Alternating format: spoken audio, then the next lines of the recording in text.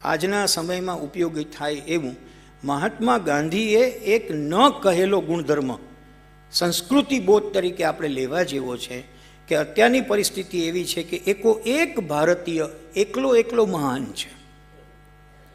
Individually each and every Indian is the best, પણ તમે એક ધી બેસ્ટ હારે બીજા ધી બેસ્ટને બેસાડો એટલે ખાના ખરાબી છે. તમે કલ્પના કરજો, ક્યારેક યાદી બનાવો છો.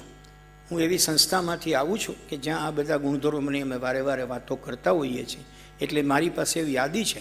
કેવા ધુરંધરો એકબીજાના મગજથી ઊંધા ચાલનારા માણસોને ગાંધી પોતાના નેતૃત્વ હેઠળ એકઠા કરી શક્યા. આજે ખૂચ્યા શું? આપણે એક વ્યક્તિ ઉપર આધારિત શાસનમાં પ્રવૃત્ત થઈ રહ્યા છીએ. એક વ્યક્તિનું શાસનમાં જ પ્રવૃત્ત થઈ રહ્યા છીએ વર્ષોથી, અને એ પ્રણાલી આજે પણ આપણે આગળ ધપાવી રહ્યા છીએ. કોઈ વડાપ્રધાનનું જ્યારે અવસાન થાય છે ત્યારે આપણને ધ્રાસકો પડે છે કે હવે દેશનું શું.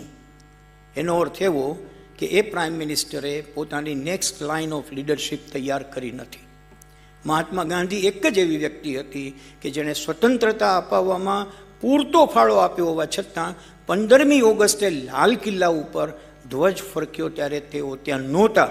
હી વોઝ શ્યોર કે મારી ગેરહાજરીમાં પણ ધ્વજ સારી રીતે ફરકાવાઈ જશે.